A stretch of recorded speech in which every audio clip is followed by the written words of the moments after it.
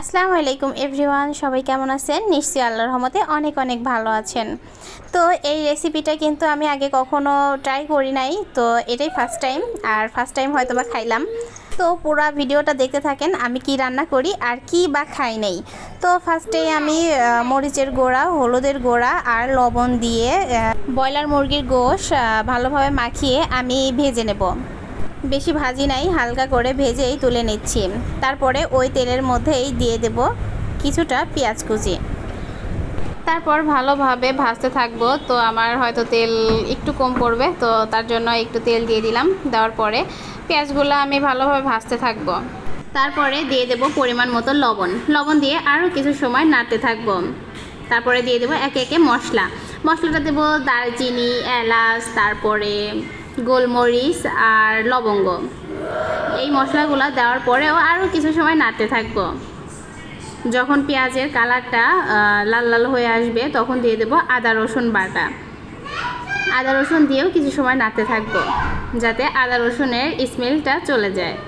তারপরে দিয়ে দেব যে গোশগুলা ভেজে রেখেছিলাম ওই গোশগুলা দিয়ে আমি ভালোভাবে মিক্সড করতে থাকবো মশলার সাথে। তারপরে দিয়ে দেব আরও কিছু শুকনা মশলা। তো আমি তখন লবণ দিয়েছিলাম, তো মনে হইলো যে লবণ হয়তো কম হবে, তার জন্য আবার কিছুটা লবণ দিয়ে দিলাম। তারপরে দিয়ে দিলাম হলুদের গুঁড়া, মরিচের গুঁড়াটা একটু বেশিই দিলাম কারণ আমার ঝাল একটু বেশি পছন্দ। তারপরে দিয়ে দিলাম জিরার গুঁড়া আর ধনিয়ার গুঁড়া। দেওয়ার পরে হালকা একটু পানি দিয়ে ভালোভাবে কষাতে থাকবো কিছু সময়ের জন্য। তো আমার মনে হয় ব্রয়লারের গোশ একটু ভালোভাবে কষিয়ে আর একটু বেশি করে ঝাল দিয়ে রান্না করলে কিন্তু খাইতে জাস্ট অসাধারণ লাগে। তো আমি অল্প অল্প পানি দিয়ে আর ভালোভাবে কষাতে থাকবো। তো আমি যেটা খাইনি সেটা হচ্ছে লাউ দিয়ে গোশ রান্না, মুরগির গোশ রান্না।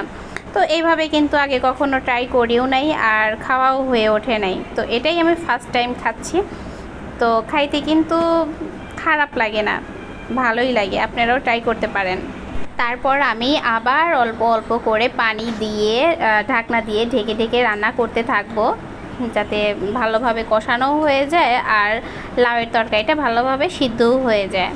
তো আপনারা কে কে খেয়েছেন এইভাবে প্লিজ একটু কমেন্টে জানাবেন, কারণ আমি তো এইভাবে আগে কখনো খাই নাই। তো আমার কাছে কিন্তু খাইতে অনেক অনেক মজা লেগেছে। আমরা কিন্তু সচরাচর গোশ রান্না করি পেঁপে কিংবা আলু দিয়ে, তো এভাবে কিন্তু খাওয়াই হয়ে ওঠে না। তো আমার কষানো কিন্তু অলমোস্ট কমপ্লিট। তো আমি এখন পরিমাণ মতো পানি দিয়ে দেব। ঝোলটা গাঢ় হয়ে আসলেই কিন্তু আমি নামিয়ে নেব আর পরিবেশন করার জন্য অলমোস্ট রেডি। সবাই ভালো থাকবেন, আল্লাহ হাফেজ।